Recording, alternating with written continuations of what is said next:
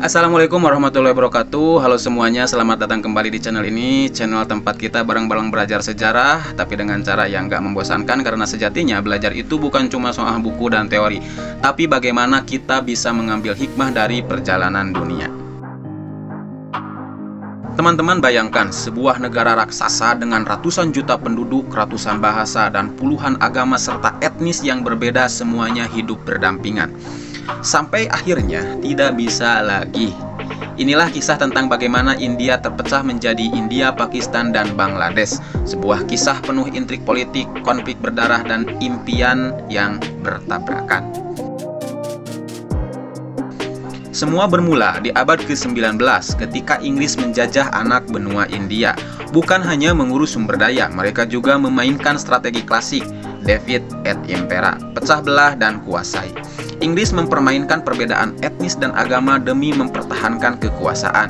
Misalnya mereka memberi tempat lebih pada elit muslim dalam pemerintahan kolonial, tapi di saat lain justru menumbuhkan dominasi Hindu dalam birokrasi.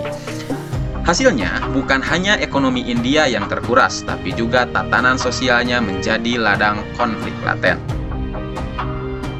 Awal abad ke-20, gelombang nasionalisme menyapu India. Organisasi seperti India National Congress atau INC memperjuangkan kemerdekaan. Tapi tunggu dulu, tidak semua sepakat dalam satu visi. Pemimpin muslim seperti Muhammad Ali Jinnah mulai merasa bahwa jika India merdeka dan didominasi mayoritas Hindu, kaum muslim bisa terpinggirkan. Maka lahirlah Liga Muslim, dan bersama itu ide tentang negara baru bernama Pakistan, yang artinya tanah yang suci, mulai digulirkan. Tahun 1947 menjadi tahun yang menentukan. India akhirnya merdeka, tapi juga terpecah.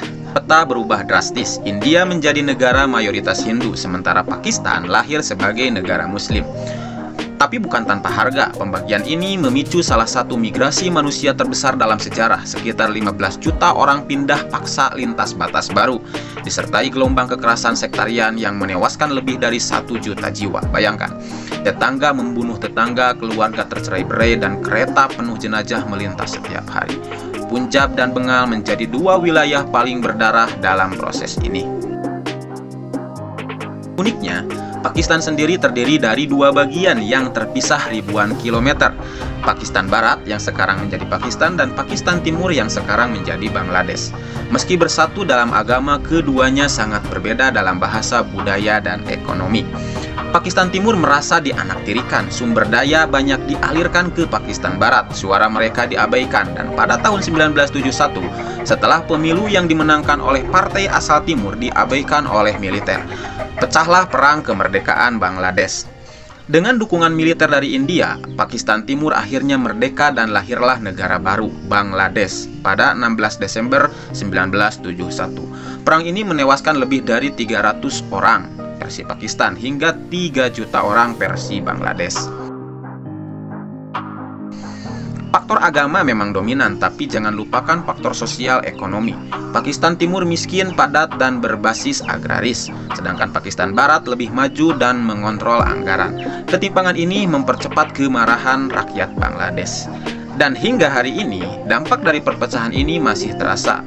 Konflik di Kashmir, ketegangan India-Pakistan yang kerap hampir meletus jadi perang nuklir, dan perdebatan identitas nasional yang terus hidup di ketiga negara. Perpecahan India bukan sekedar pembagian wilayah, melainkan tragedi kemanusiaan, kegagalan kompromi politik, dan bukti bahwa ketika perbedaan tidak dikelola dengan bijak, kehancuran bisa datang dalam sekejap. Sejarah ini bukan hanya milik India, Pakistan, dan Bangladesh. Ini adalah pelajaran bagi dunia tentang bahaya politik identitas, kerakusan kolonialisme, dan pentingnya inklusivitas dalam membangun sebuah bangsa. Semoga kita sebagai generasi muda Indonesia bisa mengambil pelajaran dari kisah tragis antara India, Pakistan, dan Bangladesh. Kalau kalian suka dengan konten-konten sejarah seperti ini, silakan like, komen, dan subscribe. Terima kasih, ditunggu video selanjutnya. Assalamualaikum warahmatullahi wabarakatuh.